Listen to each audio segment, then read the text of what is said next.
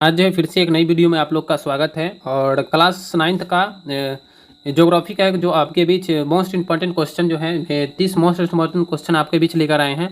और भारत के पड़ोसी देश से संबंधित ये क्वेश्चन होंगे। तो ये क्वेश्चन का आंसर जो है इसी में आपको देते चलेंगे। और तो पहला क्वेश्चन की ओर चलते हैं और देखते हैं भारत के पहला पड़ोसी देश है नेपाल। तो नेपाल के बारे में देखते हैं। चलिए देखते हैं एक नंबर क्वेश्चन को। देखिए कह रहा है कौन सा कथन सही है, यानी कि नेपाल में के लिए कौन सा कथन सही है। तो देखिए नेपाल का अधिक भाग मरुस्थल है। देखिए वहाँ पे मरुस्थल है तो नहीं है, ये तो होबे नहीं कर। नेपाल हिमालय की गोद में बसा है। उसके बाद दूसरा है नेपाल नेपाल ऊंचा पठार है, यानी कि नेपाल जो है ऊंचा पठार, नेपाल भूटान से सटा है। तो देखिए इसका राइट आंसर क्या हो जाएगा बाबू। तो इसका राइट आंसर नेपाल जो है ना ऊंचा पठार, यानी कि नेपाल जो है ना सबसे ऊपर बसा हुआ है। आप लोग जानते हैं ना विश्व में ही ये एक ऐसा देश है जिस पर ना अंग्रेज जो है ना कभी गुलाम नहीं कर सका। उसका कारण क्या था, यहाँ ऊंचे चारों बगल से घिरा हुआ है पानी से, और ऊंचे पठार होने के कारण जो है ना अंग्रेजी शासन इस पर अधिकार नहीं कर सका था। चलिए देखिए दूसरा क्वेश्चन। देखिए एवरेस्ट क्या है।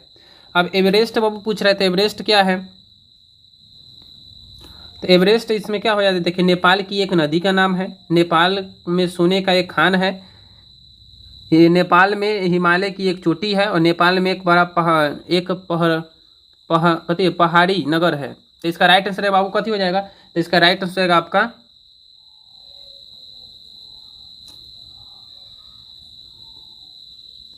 इसका आपका राइट आंसर रहेगा बाबू ख। नेपाल में यहाँ इसका हो जाएगा नेपाल में हिमालय की एक चोटी है। चलिए देखिए मकालू क्या है। तो आपको देखिए मकालू क्या है। तो देखो इसका राइट आंसर रहेगा, देखिए इसमें से मकालू क्या है, हिमालय का उच्च श्रृंखला है। हिमालय का उच्च श्रृंखला का नाम कहते हैं मकालू। चलिए आगे चलते हैं।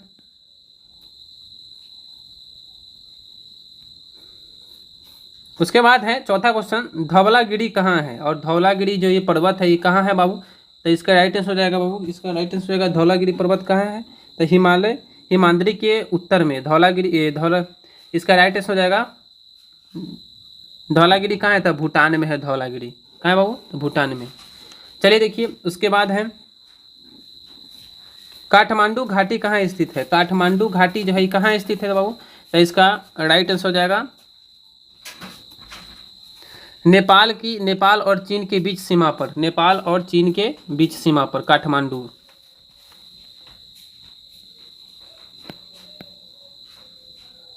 चलिए देखिए 6 नंबर को। देखिए 6 नंबर प्रश्न क्या कह रहे हैं, इनमें से कौन नेपाल की नदी नहीं है, यानी कि इनमें से कौन सा नेपाल की नदी नहीं है। तो इसका देखिए इसका राइट आंसर हो जाएगा ग फल्गु। फल्गु नदी जो है नेपाल की नदी नहीं है। अगला है 7वां क्वेश्चन, नेपाल की तराई समुद्र तल से कितनी ऊंची है, यानी कि नेपाल की तराई समुद्र तल से कितनी ऊंची है। तो कितनी ऊंची है, इसका राइट आंसर का बाबू 300 मीटर ऊंची है।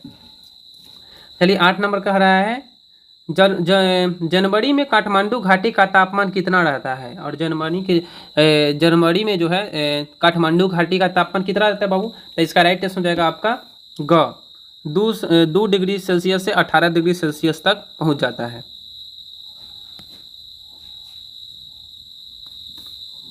चलिए देखिए 9 नंबर क्वेश्चन कह रहा है, 9 नंबर क्वेश्चन है नेपाल में कितनी भू पर खेती की जाती है, यानी कि नेपाल की कितनी भूमि पर खेती की जाती है। तो 18% भूमि पर खेती की जाती है नेपाल में। चलिए 10 नंबर क्वेश्चन का देखते हैं। 10 नंबर क्वेश्चन, नेपाल की सबसे ऊंची नदी कौन सी है, यानी कि नेपाल की सबसे लंबी नदी कौन सी है। लंबी नदी कौन सी है। तो बाबू इसका राइट आंसर हो जाएगा लंबी नदी करनाली, जो नेपाल की सबसे लंबी नदी है करनाली।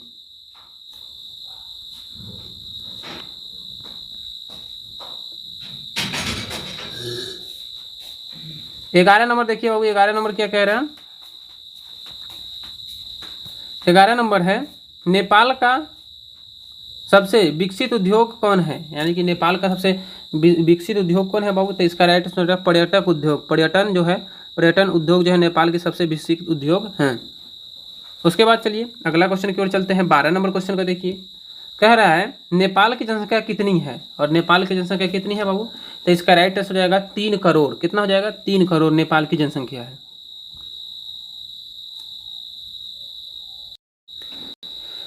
चलिए अब जानने वाले हैं भारत के पड़ोसी देश भूटान से संबंधित क्वेश्चन को जानने वाले हैं। तो चलिए पहला क्वेश्चन देखिए, किस पड़ोसी देश में पश्चिम में सिक्किम है? किस पड़ोसी देश के पश्चिम में सिक्किम है? तो इसका राइट आंसर हो जाएगा बाबू, क्या हो जाएगा? इसका राइट हो जाएगा भूटान के पश्चिम में जो है ना सिक्किम है।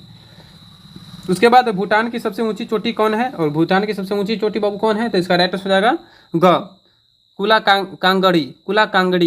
कांगड़ी श्रेणी चोटी। उसका तीसरा है भूटान का कितना प्रतिशत भाग वनों से आच्छादित है? यानी कि भूटान का कितना प्रतिशत जो भाग है वनों से आच्छादित है, ढका हुआ है? तो इसका राइट आंसर हो जाएगा बाबू, देखिए इसका राइट आंसर हो जाएगा 68%। कितना बाबू? 68%।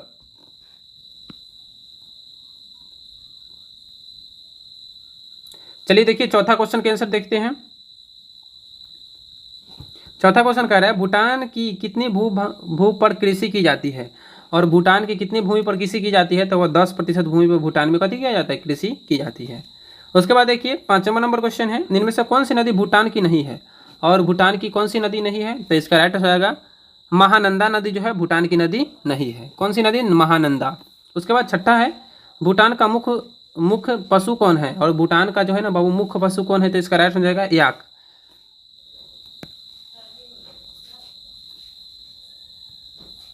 चलिए 7वां नंबर क्वेश्चन का देखिए। 7वां नंबर कह रहा है भूटान का व्यापारिक केंद्र कौन है? यानी कि भूटान का व्यापारिक केंद्र पूछ रहा है। तो देखिए भूटान का व्यापारिक केंद्र थोड़ा सा बड़का कर देते हैं। तो भूटान का व्यापारिक केंद्र फुल सोलिंग जो भूटान का औद्योगिक केंद्र है, फुट सोलिंग। चलिए देखिए 8 नंबर में देखिए बाबू, 8 नंबर कह रहा है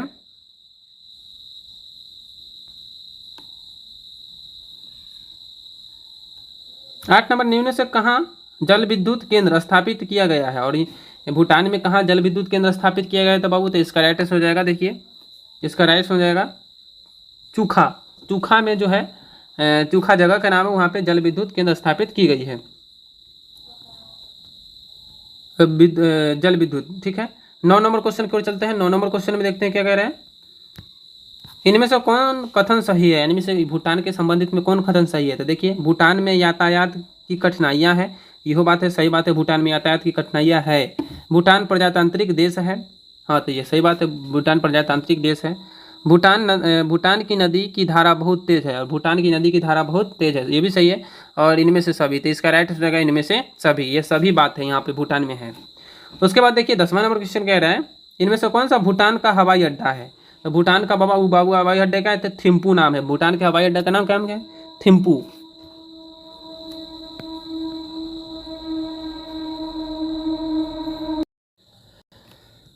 चलिए देखिए अब यहाँ पे बांग्लादेश से संबंधित क्वेश्चन है। बांग्लादेश भारत के पड़ोसी देश ये भी है बांग्लादेश, तो इसका क्वेश्चन है। चलिए इसमें देखते हैं चौथा क्वेश्चन इसका देखिए, इनमें से कौन सा देशांतर रेखा बांग्लादेश को होकर गुजरती है? इनमें से कौन सी देशांतर रेखा जो बांग्लादेश से होकर गुजरती है और कितना डिग्री से? तो इसका राइट आंसर रहेगा बाबू 90 डिग्री पूर्व जो बांग्लादेश से होकर गुजरती है। अगला क्वेश्चन है बांग्लादेश का घनत्व कितना है? यानी कि बांग्लादेश में जो 1 वर्ग किलोमीटर में ना कितना व्यक्ति निवास करते हैं उसके बारे में बता रहा है। तो कितना है बाबू? तो इसका राइट आंसर रहेगा बाबू 880 व्यक्ति जो है प्रति वर्ग किलोमीटर में रहते हैं। वही भारत का जो है 940 हाँ 940 के आसपास है। अगला छठा क्वेश्चन है बांग्लादेश की भूमि समुद्र तल से कितनी ऊंची है? और बांग्लादेश की जो भूमि है समुद्र तल से कितनी ऊंची है? तो 20 से 25 मीटर ही ऊंची है, बस इतना ही। चलिए देखिए 7वां नंबर क्वेश्चन है सुरमा क्या है? सुरमा जो यहाँ पे 7वां नंबर क्वेश्चन कह रहा है सुरमा क्या है? तो इसका राइट आंसर हो जाएगा 7 का डी हो जाएगा। सुरमा बाबू क्या है? तो इसका राइट आंसर हो जाएगा, देखिए तरह से बड़ा कर देते हैं, इसका राइट आंसर हो जाएगा मेघना की सहायक नदी जो है उसका नाम है सुरमा। मेघना की सहायक नदी का नाम कहते हैं बाबू सुरमा। चलिए 8 नंबर प्रश्न के लिए चलते हैं। 8 नंबर प्रश्न क्या कह रहे हैं,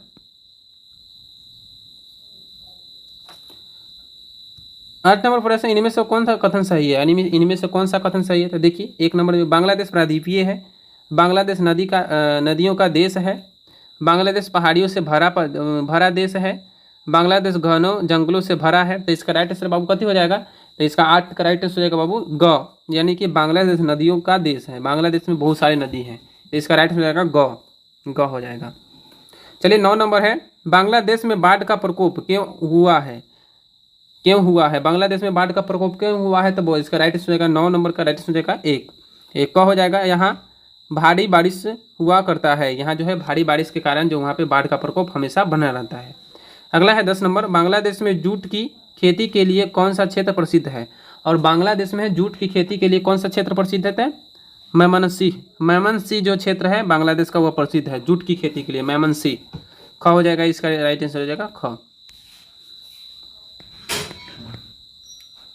चलिए देखिए, अब भारत के पड़ोसी देश श्रीलंका के बारे में हमसे जानने वाले हैं, और श्रीलंका के संबंधित क्वेश्चन को देखिए।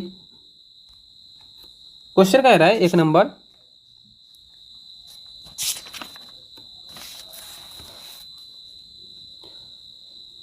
क्वेश्चन कह रहा है, देखिए 1 नंबर क्वेश्चन का ध्यान से देखिए आप लोग। श्रीलंका का क्षेत्रफल कितना है, यानी कि श्रीलंका का जो बाबू क्षेत्रफल कितना है, तो वह 66,000 वर्ग किलोमीटर जो है श्रीलंका का बस क्षेत्रफल ही है। उसके बाद दूसरा है क्वेश्चन कह रहा है, जाफना प्रायद्वीपीय श्रीलंका का कौन सा भाग है, जाफना जो है प्रायद्वीपीय श्रीलंका का कौन सा भाग है, तो इसका राइट आंसर हो जाएगा